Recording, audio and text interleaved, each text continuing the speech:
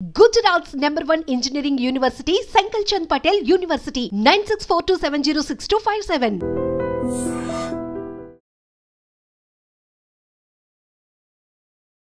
అందరికీ నమస్కారం. నేను Swaroopa Potlapalli. Welcome to trending topic. భారతీయ రీసెర్చర్ బాదర్ ఖాన్ సూరీని అమెరికా నుంచి బహిష్కరించవద్దని వర్జీనియా కోర్టు తీర్పు చెప్పింది. హమాస్ భావజాలాన్ని వ్యాప్తి చేస్తున్నారనే ఆరోపణలతో ఆయన్ని 4 రోజుల క్రితం అరెస్ట్ చేశారు. అసలు ఎవరి భారతీయ రీసెర్చర్ బాదర్ ఖాన్ సూరీ? ఎందుకు ట్రంప్ ఆయన మీద ఇంత సీరియస్ యాక్షన్ తీసుకోవాలనుకున్నారు? ప్రస్తుతం నాతో పాటు immigration and high court advocate Prithviraj గారు ఉన్నారు. ఆయనతో మాట్లాడి ఈ కేసు గురించి అనేక విషయాలు తెలుసుకుందాం. సార్ నమస్తే. నమస్తే అమ్మా. ముందుగా బాదర్ ఖాన్ సూరీ అనే వ్యక్తి ఎవరో తెలుసుకుందాం సార్. ఆయన ఎవరు? బాదర్ ఖాన్ సూరీ అతను మన ఢిల్లీ నుంచి నెల్సన్ మండేలియా పీస్ ప్రోగ్రామ్ నుంచి రీసెర్చ్ చేసి అతను అమెరికాలో ఉండేటువంటి యూనివర్సిటీలో ప్రొఫెసర్ కింద జాయిన్ అవ్వటం జరిగింది. అతను మెజారిటేరియనిజం అండ్ మైనారిటీ రీసెర్చ్ మీద ఆఫ్ సదరన్ ఏషియా అనేటువంటి టాపిక్ మీద అతను రీసెర్చ్ చేస్తున్నాడు. ఈ మైనారిటీస్ని ఎట్లాగా మెజారిటీ పీపుల్ అనగదొక్కుతున్నారు అన్నది మేజర్ సబ్జెక్ట్ అది. ఇప్పుడు అక్కడ యుఎస్లో ప్రస్తుతం ఉన్నటువంటి పరిస్థితులు ఏంటంటే ట్రంప్ అడ్మినిస్ట్రేషన్ నడుస్తుంది. ట్రంప్ అడ్మినిస్ట్రేషన్ ఏంటంటే ఈ హమాస్ కానీ ఈ మైనారిటీస్ అక్కడ ఉండేటువంటి ఒక వర్గానికి సంబంధించిన వాళ్ళని కూడా ఎటువంటి ప్రమాదం అమెరికాకు ఉండదు అని జనాలకి చూపించాలి అనేటువంటి తాపత్రయం ట్రంప్కి మొదటి నుంచి ఉంది. అతను ప్రకటించినటువంటి తన ఎలక్షన్ మేనిఫెస్టోలో కూడా అది ఉంది. దానికి అనుగుణంగా ఏదైనా చిన్న మూవ్ జరిగినా మాత్రం అతను ఇదివరకు ఇట్లాగా ఊరుకునేటువంటి పరిస్థితి లేదు. ఈ సూరీ గారు అక్కడ హీజ్ ఎ ప్రొఫెసర్ అండ్ వాళ్ళ వైఫ్ ఈజ్ పాలస్తీనియన్ అనేసరికి అక్కడ హమాస్ ఇజ్రాయెల్ తోటి ఉండేటువంటి గొడవలు నేపథ్యంలో ఇతను ఖచ్చితంగా వాళ్ళతో రిలేషన్స్ ఉన్నాయి, హమాస్ తోటి రిలేషన్స్ ఉన్నాయి అని చెప్పేసి వాళ్ళకి సానుభూతి పరుడు ఇతని వల్ల ప్రమాదం ఉంది, అమెరికాకి సెక్యూరిటీకి ప్రమాదం ఉంది అని చెప్పేసి అతను అరెస్ట్ చేయడానికి అక్కడ అమెరికన్ గవర్నమెంట్ నిర్ణయం తీసుకుని అరెస్ట్ చేయడం జరిగింది. ఇతను సూరీ ఇచ్చినటువంటి ఇన్ఫర్మేషన్ ఏంటంటే అతను చెప్పింది ఏంటంటే నాకు నా వైఫ్ పాలస్తీన్ అయినంత మాత్రం నేను ఎటువంటి అవకాశంలో లేను, నేను వర్కింగ్ యాజ్ ఎ ప్రొఫెసర్, అంటే నాకు దానికి సంబంధం లేదు అని చెప్పేసి అతను చెప్పుకోవడం జరిగింది. ఈ హమాస్ విషయంలోకి వచ్చేసరికి ఈ ఇజ్రాయెల్ పూర్తిగా సపోర్ట్ చేస్తూ, ప్రీవియస్ గవర్నమెంట్లా కాకుండా ఈ గవర్నమెంట్ ఇజ్రాయెల్ పూర్తిగా సపోర్ట్ చేస్తూ హమాస్కి వార్నింగ్లు ఇస్తూ, ఎందుకంటే కొంతమంది అమెరికన్స్ వాళ్ళ కిడ్నాపింగ్లో ఆల్రెడీ ఉన్నారు ఇప్పుడు అక్కడ పాలస్తీనియన్ ఆధ్వర్యంలో. పాలస్తీన్ గవర్నమెంట్ స్టేట్లో హమాస్ అనేటువంటి సంస్థ వాళ్ళని కస్టడీలో తీసుకుని ఉంచుకోవడం జరిగింది. వాళ్ళని రిలీజ్ చేయాలి, మేము ఈ ఖబర్దార్ హమాస్ నేను ఎట్లా అయినా ఎలిమినేట్ చేస్తాను అని ట్రంప్ ఈ మధ్యన రెగ్యులర్గా కొన్ని ప్రెస్ నోట్స్ రిలీజ్ చేస్తున్నాడు. దానికి కొలంబియా యూనివర్సిటీలో నుంచి అండ్ ఆల్సో కొంతమంది అక్కడ ఉండేటువంటి మైనారిటీ సపోర్టించేవాళ్ళు కొంతమంది రెవల్యూషన్ వ్యతిరేక తిరగటం అనేది మొదలైంది. మొన్న ఈ మధ్యనే ఖలీల్ అనే అతన్ని డిపోర్ట్ చేయాలి అనే ఒక నిర్ణయం అతని స్టేట్కి డిపోర్ట్ చేసింది. అండ్ ఆల్సో శ్రీనివాసన్ అని చెప్పి మన రజియా శ్రీనివాసన్ అని చెప్పేసి ఒక ఇండియన్ ఆవిడని కూడా డిపోర్ట్ చేయాలంటే వెంటనే ఆవిడ ఏం చేసిందంటే సెల్ఫ్ డిపోర్టేషన్, కొత్తగా ఈ మధ్యనే వచ్చింది సెల్ఫ్ డిపోర్టేషన్, యాప్ ఉంటుందండి. సెల్ఫ్ డిపోర్టేషన్ యాప్ పెట్టుకుని అమ్మాయి డిపోర్ట్ అయిపోయి కెనడా వెళ్ళిపోయింది. ఆ అమ్మాయిది కెనడా వెళ్ళిపోతుంది, దాన్ని క్యాప్చర్ చేసి దాంట్లో ఎక్స్లోను అండ్ సోషల్ మీడియాలో చాలా ప్రచారం చేశారు. ఈ అమ్మాయి పారిపోతుంది ఇండియా నుంచి. వీళ్ళందరూ ఏంటంటే ఇక్కడ కొలంబియా యూనివర్సిటీలో నివాదాలు చేశారు, హమాస్కి అన్యాయం చేస్తున్నారు, హమాస్ల అమాయకులు, వాళ్ళని అణగదొక్కటానికి గవర్నమెంట్ నిర్ణయం అనేది తప్పు అని. మనం ఈ కాంటెక్స్ట్ని ఎప్పుడు కూడా ఇండియన్ కాంటెక్స్ట్లో చూడొద్దమ్మా. కారణం ఏంటంటే ఫ్రీడమ్ ఆఫ్ స్పీచ్ అన్నది మనకి రిస్ట్రిక్టెడ్ ఫ్రీడమ్ ఆఫ్ స్పీచ్ ఉంటుంది. అంటే ఏదైనా ఎవరైనా వెంటనే మన అరెస్ట్ చేసేస్తారు, లేకపోతే ఏదైనా గవర్నమెంట్ వ్యతిరేకంగా మాట్లాడినా గవర్నమెంట్ వాళ్ళు వెంటనే పోలీసు వాళ్ళు వచ్చి బాబు నువ్వు ఏదో మాట్లాడావు కమ్మండి అరెస్ట్ అంటారు. యూఎస్లో ఆ సిస్టమ్ ఉంటుంది. యూఎస్లో ఏంటంటే ఫ్రీడమ్కి అబ్సల్యూట్ ఇంపార్టెన్స్ ఇస్తారు. ఎంత ఇంపార్టెన్స్ అంటే మొన్న ఈ ఫ్రాన్స్ కాంగ్రెస్ లీడర్ ఒక అతను ఫ్రాన్స్లో ఉండేటువంటి ఎంపీ అనుకోవచ్చు అతను. మేము ఇచ్చినటువంటి స్టాచ్యూ ఆఫ్ లిబర్టీ మాకు వెనక్కి ఇచ్చేసేసేయండి, అక్కడ ఫ్రీడమ్ లేదు, లిబర్టీ లేదు జనాలకి, మీరు ఇష్టం వచ్చినట్టు అణగదొక్కేస్తున్నారు, అందుకని స్టాచ్యూ ఆఫ్ లిబర్టీ ఇచ్చేసేయండి అని చెప్పి ఒక అపీల్ పెట్టుకున్నాడు యుఎన్ఓకి, అమెరికాకు. అంటే మేము అది యాక్చువల్గా ఏంటంటే స్టాచ్యూ ఆఫ్ లిబర్టీ అనేది అప్పట్లో ఫ్రాన్స్ అమెరికాకి ఇచ్చింది. స్టాచ్యూ ఆఫ్ లిబర్టీ ఎందుకు, ఇక్కడ లిబరల్ కంట్రీ ఇది, ఇక్కడ ఫ్రీడమ్ ఉంది ప్రతి వాళ్ళకి, లిబర్టీ ప్రతి వాళ్ళు ఏదైనా మాట్లాడచ్చు ఏదైనా చేయొచ్చు అనేటువంటి ఉద్దేశంతో మీకు లిబర్టీ ఉంది కాబట్టి స్టాచ్యూ ఆఫ్ లిబర్టీ ఇచ్చాము. ఇప్పుడు స్టాచ్యూ ఆఫ్ లిబర్టీ పెట్టే అవకాశం లేదు, వెనక్కి పంపించేసాను, లిబర్టీ లేదు అక్కడ, అనగదొక్కేస్తున్నారు జనాలు అని చెప్పేసి చెప్పడం. అంటే ఆడ అమెరికాలో ఫ్రీడమ్ అనేది తగ్గింది అని చెప్పి ప్రతి వాళ్ళకి ఒక అభిప్రాయం డెవలప్ అయింది. దాంతో వర్జీనియా కోర్టు ఏం చేసిందంటే ఇది అతనిని అరెస్ట్ చేయటం అనేది తప్పు, అతనికి డిపోర్టేషన్ ఇవ్వటం తప్పు, నో ఇట్స్ రాంగ్ అని చెప్పి డిక్లేర్ చేసి అది రిలీజ్ చేసింది. అక్కడ గవర్నమెంట్స్ కన్నా కోర్ట్స్ చాలా పవర్ఫుల్. ఆ కోర్ట్ తీసుకున్న నిర్ణయానికి ప్రెసిడెంట్ కూడా మాట్లాడరు, దాన్ని వ్యతిరేకించడానికి ఏమి ఉండదు, దాని మీద అప్పీల్కి వెళ్తారు. లేకపోతే సుప్రీంకోర్టు ఉంటుంది, ఫెడరల్ కోర్ట్స్లో సుప్రీంకోర్టుకి వెళ్తుంది, అక్కడికి వెళ్ళి అప్పీల్ చేస్తారు. బట్ ఒక రకంగా చెప్పాలంటే ఇది ట్రంప్కి ఒక రకమైనటువంటి సెట్ బ్యాక్ అనే చెప్పచ్చు. ఖలీల్ విషయంలో సక్సెస్ అయ్యాడు కానీ, అండ్ ఈవెన్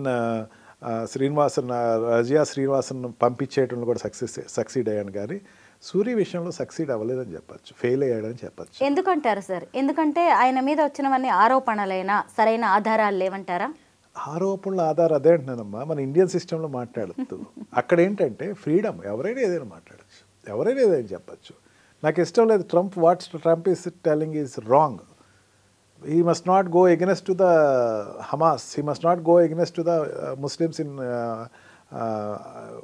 Palestine అని చెప్పేసి అన్నా సరే ఎవరు మాట్లాడటం లేదు. చెప్పుకోవచ్చు, ఎవరైనా చెప్పుకోవచ్చు, భావ వ్యక్తీకరణ అనేది స్వేచ్ఛ ప్రతి వాడికి ఉంది. అక్కడ ఈ భావ వ్యక్తీకరణ స్వేచ్ఛ ఏదైతే ఉందో దానిని అణగొట్టే రైటు ఎవరికీ లేదు అన్నది కోర్టులో ఎక్కడ నిర్ణయం. అక్కడ నీకు ఏమైనా ఉంటే రిలేషన్ ఉంది అని చెప్పి ప్రూవ్ చేయాలి, డాక్యుమెంటేషన్ తీసుకురా, అరెస్ట్ చేసేసి లోపల పెట్టేటువంటి ఏం మెసేజ్ ఇస్తున్నావు జనాలకి? పైగా ఇమ్మీడియట్ గా వెంటనే వీసా రద్దు చేసేసారు, అసలు అమెరికా నుంచి బహిష్కరణ ఇవన్నీ ఏంటి సార్? పైగా ఒక విదేశీయుడికి ఉన్న హక్కుల్ని కూడా హరించినట్టే దానికి. అందుకనే ఇక్కడ గవర్నమెంట్ వెంటనే స్టెప్ తీసుకుంది, కోర్టు వెంటనే స్టెప్ తీసుకుని నీకు ఆ రేట్ లేదు, అతను ఫ్రీడమ్ ఆఫ్ ఎక్స్ప్రెషన్, ఏదైనా డాక్యుమెంట్స్ ఉంటే చూపించి నాకు ఎస్ ఇంతకైనా అతన్ని తీసుకున్నాం, కస్టడీలో తీసుకున్నాం, ఇంతకైనా అతన్ని నిర్బంధించామని చెప్పు. Unless and until without any documentation మీరు ఊహించేసుకున్న వాళ్ళ భార్య పాలిస్తున్నా కాబట్టి ఖచ్చితంగా వాళ్ళతో రిలేషన్ ఉందని మీరు అనుకుంటున్నారు, ఇదంతా తప్పు. అతను ఇక్కడికి వచ్చి ఎడ్యుకేషన్స్ ఇక్కడ ఉండేటువంటి యూనివర్సిటీలో జాబ్ చేస్తున్నాడు అతనికి మీరు ఇట్లాంటి నిర్ణయం తీసుకుంటాం అనేది హర్షణీయకం కాదు అని చెప్పేసి అతని మీద కోర్టు అనేది ఒక మంచి ఉద్దేశంతో అతన్ని ఆపడం జరిగింది. కానీ ఒకటి మాత్రం ఈ సందర్భంలో చెప్పాలి ఏంటంటే సెప్టెంబర్ 11th ఒక్కసారి ఉలిక్కి పడతారు అక్కడ 11/9, అది మళ్ళీ రాకూడదు అని చెప్పేసి ప్రతి వాళ్ళు ఒక ఆలోచన అయితే ఉంటుంది అమెరికన్స్కి, ఇండియన్స్ కాదు, ఎన్ఆర్ఐస్ కాదు, లేకపోతే ఇక్కడికి నుంచి విదేశాల నుంచి వెళ్ళిన వాళ్ళు కాదు. ఒకప్పుడు ఇటువంటి లీనియంట్ స్టెప్ తీసుకుంటేనే, అంటే చూసి చూడనట్టు వదిలేస్తేనే అక్కడ ట్విన్ టవర్స్ మీద అటాక్ జరిగింది. మళ్ళీ ఇటువంటి లీనియంట్ స్టెప్ తీసుకుంటే ఏం జరుగుతుందో వద్దు, అట్లాంటి తీసుకోకండి, అది లీనియంట్గా చూడొద్దు అని చెప్పి జనాలు అయితే మాత్రం గట్టిగానే ప్రొటెస్ట్ చేస్తున్నారు. అక్కడ మాకు they want comfortable life, secured life. ఎంత సెక్యూర్డ్ లైఫ్ అంటే ఫ్రీడమ్గా ఉండి నువ్వు ఎక్కడైనా తిరగగలాలి, ఎక్కడికైనా వెళ్ళగలగాలి, ఎక్సెప్ట్ మిలిటరీ జోన్స్, మమ్మకు ఫ్రీడమ్ కావాలనేటువంటి తత్వం ఉండేటువంటి సిజియర్స్. ఇటువంటి చిన్నవి ఏదైనా ఈ హమాస్ గురించి కానీ లేకపోతే పాలస్తీనీస్ గురించి, ఎందుకంటే ఓపెన్ ట్రూత్ ప్రతి వాళ్ళకి తెలిసింది ఏంటంటే Americans all support the Israel. అక్కడ ఉండేటువంటి ఇజ్రాయెల్ వాళ్ళకి అమెరికన్స్ గట్టిగా సపోర్ట్ ఇస్తుంది. వాళ్ళకి వ్యతిరేకంగా మాట్లాడే వాళ్ళు మాత్రం క్షమించదు. అమెరికన్ ఏ సిటిజన్ ఒప్పుకోడు. దాంతో వాళ్ళనే వాళ్ళ కంట్రీలో వాళ్ళ నిర్ణయం తీసుకున్నారు. He may be Indian, unfortunately అతను ఇండియన్ మీద ఈసారి నిర్ణయం తీసుకున్నారు. ఖలీల్ అనే అతను ఇండియన్ ఏం కాదు, శ్రీనివాసన్ కెనడా వెళ్ళిపోయినా సరే అక్కడ వెంటనే వెళ్ళిపోయింది. దీస్ ఆల్ ఆర్ అక్కడ సెన్సిటివ్ ఇష్యూస్ మీద. ఒకటమ్మా నేను ఓపెన్గా చెప్తున్నాను, మనం ఇంకో దేశంకి వెళ్ళినప్పుడు ఎంత తగ్గుంటే అంత మంచిది. పైగా అక్కడి విధానాలని మనం ఫాలో అవ్వాలి, అక్కడ రూల్స్ని మనం ఫాలో అవ్వాలి సార్. ఫాలో అవ్వకుండా ఎంత ఫ్రీడమ్ ఆఫ్ స్పీచ్ ఉంది అని చెప్పేసి మనం ఆవేశపడ్డా కానీ మళ్ళీ అక్కడవి మళ్ళీ వాళ్ళ కోర్టులు వాళ్ళ శిక్షలు కూడా మనం ఆలోచించాలి కదమ్మా. ఇండియా మనం ఇంకోది పాకిస్తాన్ నుంచో బంగ్లాదేశ్ నుంచో వచ్చేసేసి ఇక్కడ నివాదాలు చేస్తూ ఊరుకుంటామా? ఊరుకోం కదమ్మా. సార్ కొన్ని విషయాల్లో మాట్లాడుకుందాం. ఈ కేసు అని కాకపోయినా రెండోసారి డొనాల్డ్ ట్రంప్ అధ్యక్షుడు అయిన తర్వాత కొంత దూకుడుగానే వ్యవహరిస్తున్నారు. నిర్ణయాలు తొందరగా తీసేసుకుంటున్నారేమో అనిపిస్తుంది. ముఖ్యంగా బర్త్ రైట్ సిటిజన్షిప్ విషయంలో కూడా కోర్టులు ఆయన అలాగే తప్పుపట్టాయి, స్టే విధించాయి. దాంతో ఇప్పుడు అమెండ్మెంట్స్ చేసి మరి దాన్ని ఆయన తీసుకురావాల్సిన పరిస్థితి కనిపిస్తోంది. పొలిటికల్గా చెప్పాలంటే అమ్మా ట్రంప్ ఎలక్షన్ క్యాంపెనింగ్స్ చూసుకోవాలమ్మా. ఎలక్షన్ క్యాంపెనింగ్ చూస్తే కానీ ట్రంప్ ఒరిజినల్ తెలియదు మనకి. ఈ పొలిటికల్ క్యాంపెనింగ్ చేసినప్పుడు మగా అని చెప్పేసేసి ఒక స్లోగన్ తోటి తను ముందుకెళ్ళాడు, మేక్ అమెరికా గ్రేట్ అమెరికా. ఈ గ్రేట్ అమెరికా చేయటం కోసం ఏ స్టెప్స్ తీసుకోవాలో ఆ స్టెప్స్ నేను వెంటనే తీసుకుంటాను. ప్రతి day every day is a decision day for me. అతను ఓపెన్గా ఫస్ట్లోనే చెప్పాడు, ఎలక్షన్ అవ్వకముందే చెప్పాడు. ఏమా మనం ఇక్కడ రాజీవ్ గాంధీ పొలిటికల్ ప్రచారంగా జరుగుతున్నప్పుడు హత్య చేయబడ్డాడు. అట్లా కొంతమంది పొలిటికల్ ప్రచారం జరుగుతున్నప్పుడు హత్య చేయబడ్డాడు. అమెరికన్ చరిత్రలో పొలిటికల్ ప్రచారం ఈ మధ్యకాలంలో నేను అంటుంది ఎక్కడో మన పూర్వంగా ఉండే కెనడీ కానీ వాళ్ళ టైంలో చెప్పట్లేదు. ఈ మధ్యకాలంలో పొలిటికల్ ప్రచారం జరుగుతున్నప్పుడు అటాక్ పొందినటువంటి ప్రెసిడెంటల్ నామినీ కింద అతనికి కొంచెం జనాల నుంచి ఒక సింపతి ఉంది. అతను ప్రచారం చేస్తుంటే అతను షూట్ చేశారు, ఇతను ఏ స్టెప్ తీసుకున్నా డేర్గా తీసుకుంటారని చెప్పి మనం అనుకుంటున్నాం అమ్మ. బికాజ్ వీఆర్ ఇండియన్స్, మన ఇండియన్స్ సేఫ్గా ఉండాలని. అమెరికన్స్లో అతను హీరోయే. అందుకని అతను హీరో కాబట్టి వాళ్ళ కోసం తీసుకునే నిర్ణయాలు వాళ్ళందరూ హర్షిస్తున్నారు. అందుకని దాన్ని మనం ఏదో బయట నుంచి చూసి మనకు అన్యాయం జరుగుతుంది, మన కంట్రీకి అన్యాయం జరుగుతుంది, మన ట్యాక్సేషన్ సిస్టమ్స్ పెంచాడు, మన ఇక్కడ సిటిజన్స్ మనం ఇక్కడి నుంచి వెళ్ళేవాళ్ళు అమెరికా వెళ్ళేవాళ్ళు తగ్గించేశాడు, వాళ్ళ వసతి తగ్గించారు. ఇది కన్నా అక్కడ ఆ కంట్రీలో వాళ్ళు తీసుకునే నిర్ణయాలు, ఆ గవర్నమెంట్ తీసుకునే నిర్ణయాలు జనాలందరూ బాగా హర్షిస్తున్నారు. ఎస్ సార్, అమెరికా ఫస్ట్ అనే నినాదంతోనే ఆయన రూలింగ్ లోకి వచ్చాడు కాబట్టి వాళ్ళకి అన్ని బాగానే అనిపిస్తాయి. అలా అదే కాకుండా అమ్మ అమెరికాలో చాలా తప్పులు చేశాయని చెప్పి ప్రకటించాడు ఆయన. ఎన్ని తప్పులు చేశాయని నాటోలో డబ్బులు పెట్టడం తప్పు, WHOలో డబ్బులు పెట్టడం తప్పు, ఈ అనేక కంట్రీస్ ఎయిడ్ ఇవ్వటం తప్పు. మనకేంటికి అంత అవసరం? అట్లన్నీ పెట్టి ఏం లాభం మనకి వచ్చింది? మనకేం లాభం లేదు. దాని ఫ్రూట్ తీసుకుని వేరే వాడు వెళ్ళిపోతున్నారు. తన ఇప్పుడు ఎక్కడ కాదు, ఫస్ట్ గవర్నమెంట్ లాస్ట్ టైంలో కరోనా వచ్చే టైంలో కూడా తన నివాదం అదే. దానిని కంటిన్యూ చేసాడని చెప్పచ్చు. మనం కష్టపడి WHO డబ్బులు పెడితే దానికేమో చైనా వాళ్ళు వచ్చి అక్కడ ఆధిపత్యం చేస్తా WHOని పోషిస్తుంది మేము అన్నట్టు వాళ్ళు మాట్లాడుతున్నారు. అందుకని మనం దానికి డబ్బులు పెట్టద్దు అని అప్పుడు నిర్ణయం తీసుకుంది. నాటోకి కానీ, నాటోలో మనకి ఇంపార్టెన్స్ లేనప్పుడు నాటోలో మనం ఎందుకు ఉంటాము, ఈ స్లోగన్స్ ఏదైతే ఉన్నాయో తన ఫస్ట్ నుంచి చాలా ఫస్ట్ గవర్నమెంట్లోనే దూకుడుగానే ఉన్నాడు. బట్ లాస్ట్కి వచ్చేసరికి కొన్ని పొలిటికల్ సెట్ బ్యాక్స్ వల్ల తగ్గాడు. కానీ వాళ్ళకు ఉండే 2 టర్మ్సే అమ్మా. ఈసారి ఏం చేసినా సరే నెక్స్ట్ టైం ఉండను, నాది ఏదైతే ఉందో నాకు మైండ్లో ఏదైతే అనుకున్నానో నేను ఏదైతే మనకి ఇక్కడ తెలుగు రాష్ట్రాలు అంట రెడ్ బుక్ అని, రెడ్ బుక్లో ఏది రాసుకున్నానో అది నేను చేసి పడేస్తాను. చరిత్రలో నిలిచిపోవాలి నేను తీసుకున్న నిర్ణయాలను కూడా. ఇందాక మాట్లాడుకున్నాం ఎడ్యుకేషన్ పాలసీ 40 సంవత్సరాల క్రితం తీసుకున్న డిసిషన్ తీసేశాడు. ఎడ్యుకేషన్లో no, we want invest anything in education. And also ఈ వీసాస్ ఇప్పటివరకు పాదుకుపోయినటువంటి ఇల్లీగల్ మైగ్రెంట్స్ చాలామంది ఉన్నారు ఇక్కడ, వీళ్ళందరినీ పంపించేస్తాను. ఇప్పుడు చైనాకి ట్యూన్ అవుతున్నాడు అతను. ఇండియా మిగతా కంట్రీస్ అయిపోయింది, చైనా వాళ్ళు ఎంతమంది ఇమైగ్రెంట్స్ అక్కడ ఇల్లీగల్ ఇమైగ్రెంట్స్ ఉన్నారు అందరూ పంపించారు. ఇవన్నీ ఎవరికి నచ్చుతాయమ్మా? అక్కడ లోకల్ అమెరికన్స్ నచ్చుతాయి. ఇప్పుడు పాకిస్తాన్ వాళ్ళు ఇక్కడ ఉన్నారనుకుంటామమ్మా, లేకపోతే బంగ్లాదేశ్ వాళ్ళు ఉన్నారు, వీళ్ళందరినీ పంపించేస్తా అంటే ఎవరికి నచ్చుతుంది? మనకు నచ్చుతుంది. అట్లాగే వాళ్ళందరూ ఇల్లీగల్ ఇమిగ్రెంట్స్ ఎవరైతే ఉన్నారో వాళ్ళందరినీ పంపించేస్తాను అనేసరికి వాళ్ళకి నచ్చుతుంది. వాళ్ళకి నచ్చుతుంది అన్న ఆలోచనతో మనం ఆలోచిస్తే ట్రంప్ కరెక్టే అనిపిస్తుంది మనకి. అమెరికాకి అధ్యక్షుడైన మొత్తం మీద ఆయన ఇప్పుడు ఇంటర్నేషనల్ ఫిగర్ అయిపోయారు సార్. ప్రతి దేశంలో ఆయన గురించి చర్చ జరుగుతోంది. ఆయన కోరుకున్నది కూడా అదే, అదే నేను వస్తే అనేది నీకు తెలుస్తుంది అని చెప్పి ట్రావెల్ బ్యాన్ అంటూ ప్రపంచ దేశాలతో మైండ్ గేమ్ ఆడుతున్నాడు. పాకిస్తాన్ ట్రావెల్ బ్యాన్ ఇచ్చాడు, ఆఫ్ఘనిస్తాన్ ట్రావెల్ బ్యాన్ ఇచ్చాడు, 41 దేశాల మీద ప్రతిపాదనలు రంగం సిద్ధం చేశాడంటే ఇప్పుడు వాళ్ళందరూ ఆయన దగ్గరికి రావాల్సిన పరిస్థితే కదా. బిజినెస్ రిలేషన్స్ ఎన్ని ఉన్నాయి? దీనిలో అడ్వాంటేజ్ పొందుతున్న కంట్రీ ఇండియా కింద చెప్పచ్చు అమ్మా. Yes sir. ఖచ్చితంగా మనం లాంగిటివ్గా ఆలోచిస్తే అమ్మా, షార్ట్ పొలిటికల్ ఈ మనకేదో సంఖ్యలు వేసి ఇండియాకి పంపించారు, ఇవన్నీ చిన్న చిన్న విషయాల కింద మనం తీసుకోగలిగితే దాన్ని సీరియస్ గా తీసుకోలేదు. మనం తీసుకోవాలమ్మా. మనం తీసుకునేటప్పుడు పాకిస్తాన్ ట్రావెల్ బ్యాన్ ఇచ్చిందంటే ఇండియాకి అడ్వాంటేజ్, అది చైనాకి వ్యతిరేకంగా వెళ్తుందంటే ఇండియాకి అడ్వాంటేజ్. ఇది ఈ రకంగా చూసుకుంటే ట్రంప్ అడ్మినిస్ట్రేషన్ ఎప్పుడు ఇండియాకి అడ్వాంటేజెస్గానే ఉంటుందని మనం ఒక ఆశాభావంతో ఉండటం బెటరు. ఎందుకంటే is a second third statesmen. Modi అక్కడికి వెళ్ళటం, మన ప్రైమ్ మినిస్టర్ అక్కడికి వెళ్ళటం, వాళ్ళతోటి చర్చలు చేయటం, తర్వాత మన ట్యాక్సేషన్ సిస్టమ్కి వచ్చేసరికి మన పెద్ద ఎఫెక్ట్ అవ్వట్లేదమ్మా. ఇంపోర్ట్ ట్యాక్స్ ఎక్స్పోర్ట్ ట్యాక్స్లో పెద్ద ఎఫెక్ట్ అయితే మనకు అవ్వట్లా. చైనా కానీ కంపేర్ టు అక్కడ ఉండేటువంటి పక్కన ఉండేటువంటి దేశాలు కానీ, అక్కడ కెనడా మీద కానీ వాళ్ళ మీద కన్నా మనకి ఎఫెక్ట్ తక్కువనే చెప్పచ్చు. వందల మందికి సంఖ్యలు వేసి డిపోర్ట్ చేసిన తర్వాత కూడా ప్రధానమంత్రి అక్కడికి వెళ్ళారు, చక్కగా రిలేషన్స్ మళ్ళీ మాట్లాడుకున్నారు. మేము ఫ్రెండ్స్ అనుకుంటా, బాయ్ బాయ్ అనుకుంటా, చాలా బాగా నడిచింది సార్. బాగా నడిచింది. అతను కితాబ్ కూడా ఇచ్చాడు. మోడీ చాలా బిజినెస్ మ్యాన్, అతను మాట్లాడే బిజినెస్ బేరాలు చాలా బాగుంటాయి, చాలా ఖచ్చితంగా ఉంటాయని చెప్పేసి అన్నాడు. వీఆర్ గుడ్ ఫ్రెండ్స్ అన్నాడు. ఎస్, మనకి ఇండియాకి ఎప్పుడు లాభం జరుగుతుంది అనుకోవాలమ్మా. ప్రపంచ దేశాలు కూడా గమనించాయి. వెళ్ళిన తర్వాత ఎలా ఉంటది, మోదీ ఏమైనా మాట్లాడతాడా, ఇంకేమైనా సంప్రదింపులు జరుగుతాయా, మంతనాలు జరుగుతాయా, మార్పులు వస్తాయా అని వాళ్ళని గౌరవించాం మనం. ఖచ్చితంగా అమ్మా, మనకి ఆ అడ్వాంటేజ్ ఉంటుంది ఫ్యూచర్లో. అండ్ ఈ వీసాల దగ్గర H1B వీసాలు కానీ, F1 వీసాలు కానీ, లేకపోతే L1 వీసాల దగ్గర కొంచెం ఇబ్బంది ఉన్నా సరే, లాంగిటివ్ రిలేషన్స్ ఇండియాకి అమెరికాకు ఉండే రిలేషన్స్ దగ్గరికి వచ్చేసరికి బాంబేలో ఉండేటువంటి ఇంటర్నేషనల్ క్రిమినల్ని పంపిస్తాను అని చెప్పాడు. అతని కోసం అంటే ఈ వాట్ వి కాల్ ఈ అంతర్జాతీయంగా మనం భారతదేశంలో ఉండేటువంటి ప్రయత్నాలు ఏదైతే చేస్తున్నారో, మన అంబాసిడర్స్ ఎక్కడైతే చేస్తున్న ప్రయత్నాలు సక్సెస్ఫుల్ అయినాయమ్మా.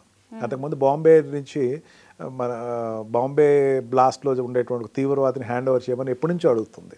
ఆయన అంటే తీసుకెళ్ళిపోయి అతన్ని పంపించేస్తాను అన్నాడు. అది ఒక సక్సెస్ కింద చెప్పచ్చు. ఇంటర్నేషనల్ వైజ్గా అది మన కంట్రీ వైజ్గా చూసుకుంటే, ఇంటర్నల్ సెక్యూరిటీ వైజ్గా చూసుకుంటే సక్సెస్సే.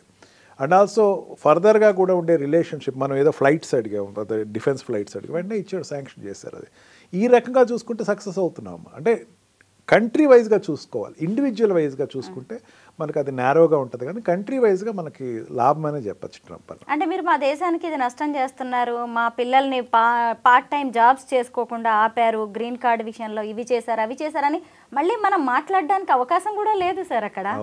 ఎస్, ఎందుకంటే మన వైపు కొన్ని తప్పులు ఉన్నప్పుడు వాటిని కరెక్షన్ చేసుకుంటున్నాం. వేరే దేశం యొక్క విలువల్ని మనం కూడా గౌరవించాలి. చిన్న విషయం చెప్తున్నానమ్మా, ఇక్కడ పంజాబ్లో మనకి ఇల్లీగల్గా ఈ ఇమిగ్రేషన్ సెంటర్స్ ఏదైతే ఉన్నాయో, ఇల్లీగల్ ఇమిగ్రేషన్ సెంటర్స్ ఎప్పటి నుంచి ఎస్టాబ్లిష్ అయినాయి. ఎప్పుడైతే 2 ఫ్లైట్స్ ఇండియాకి పంపించాడో, అక్కడ Punjab state government central government కలిసి రైడ్స్ చేసి దగ్గర 150 మంది ఈ ఫేక్ ఇమిగ్రెంట్ ఏజెన్సీని పట్టుకున్నట్టు జరిగింది. అక్కడ చర్య చేసుకోవాలి, వీళ్ళు పట్టుకుంటే సాధ్యమా? డంకీ రోడ్స్ మీద నిఘా పెట్టడం ఇదన్నీ అయ్యేది కాదు కదమ్మా. డంకీ రోడ్ అన్నదమ్మా, ఒక ఆవిడ అక్కడి నుంచి వచ్చేసినటువంటి ఒక ఇమిగ్రెంట్ చెప్పడం విషయంలో చాలా శవాలు చూశాను అంది. చనిపోయిన శవాలు చాలా, అటు నుంచి వెళ్ళాము అంటే వాళ్ళందరూ ఇండియన్స్ ఎంతమంది ఉన్నారమ్మా, మనకేం తెలుసు వాళ్ళ గురించి? అక్కడ మనకి రక్షించబడుతున్నారు కదా. మేబీ ఆ యాక్ట్ సంఖ్యలేసి పంపించడం తప్పేమో, బట్ వచ్చిన తర్వాత వాళ్ళు ఎంతమంది ఇక్కడి నుంచి దొంగచాటుగా వెళ్తున్నారు, ఇదేం గవర్నమెంట్ ఏం ఎంకరేజ్ చేయలేదే, వీళ్ళు వెళ్ళమని చెప్పలేదు. ఎక్కడో ఉండేటువంటి కొంతమంది బ్రోకర్స్ చేతిలోకి వెళ్ళిపోయి వీళ్ళు అక్కడికి వెళ్ళి అక్కడ బాధలు పడిన వాళ్ళు ఎంతమంది రిలీఫ్ అవుతున్నారమ్మా. వాళ్ళు రాకపోతే ఏంటి మనకు తెలియదు కదా, వాళ్ళు నిజంగా కంటిన్యూ అవుతున్నారు కదమ్మా, చూసి చూడట్టు వెళ్ళిపోవడం. నిజం సార్, మనము కొంచెం కరెక్షన్ చేసుకోవడానికి అవకాశం దొరికింది, లేకపోయి ఉంటే మనకి తెలిసేది కాదు. పైగా డ్రగ్ టెర్రరిస్టులుగా మనోళ్ళు కూడా మారుతున్నారు అక్కడ. వేరే దేశంలో ఎంతో మందిని వాళ్ళ దేశానికి మనం వెళ్ళి వ్యాపారం కోసం వాళ్ళ దేశస్తుల్ని బానిసలుగా డ్రగ్స్ కి మార్చడానికి మనకి రైట్స్ ఉందా? మన ప్రభుత్వం ఇక్కడే కట్టడి చేస్తే రేపు భారతీయులంటే గొప్పోళ్ళు అని వాళ్ళందరూ కూడా కీర్తిస్తారు కదా. మళ్ళీ వీళ్ళందరూ సరైన రూట్స్ లో వెళ్ళి సరైన బిజినెస్లు చేసుకోవచ్చు కదమ్మా. అంతే. ఇది ఒకవేళ నేరంగా మనకి కనిపిస్తుందేమో కానీ రేపు భవిష్యత్తులో ఇవన్నీ మంచి పరిణామాలు. అంతర్జాతీయ రాజకీయాల్లో చూసుకుంటే భారతదేశం ఉన్నటువంటి జనాభా అక్కడికి వెళ్తున్న వాళ్ళు ఎవరైతే ఉన్నారో వాళ్ళు దేశద్రోహులు కారు అన్నటువంటి కీర్తి అనేది మనకు పెరుగుతుంది కదమ్మా. మనకి ఇప్పటివరకు ఏంటంటే మెక్సికన్ బార్డర్ నుంచి వెళ్ళిన వాళ్ళు భారతీయులు ఉన్నారు అని చెప్పేసి మనకు తెలియదు, నిజంగా తెలియదు. చెప్తున్నాం కదమ్మా, ఈ డిపోర్ట్ చేసినటువంటి వాళ్ళు ఎవరైతే ఉన్నారో 1 year బ్యాక్ 2023 నుంచి 24 వరకు 95,000 మంది మీరు ఇల్లీగల్ మైగ్రెంట్స్ లోపలికి వచ్చారు అని చెప్పేసి అటు గవర్నమెంట్ డిక్లేర్ చేస్తే మనం పెద్దంత పట్టించుకోవాలి. కానీ నిజంగా ఉన్నారేమో అని అక్కడి నుంచి పంపించిన తర్వాత అనిపించింది. మెక్సికో బార్డర్ నుంచి దాటి వెళ్ళిన డంకీ రూట్స్ నుంచి వెళ్ళేవాళ్ళు నేను ఇండియన్స్ ఉన్నారని ఎవడో ఎక్స్పెక్ట్ చేయాలి.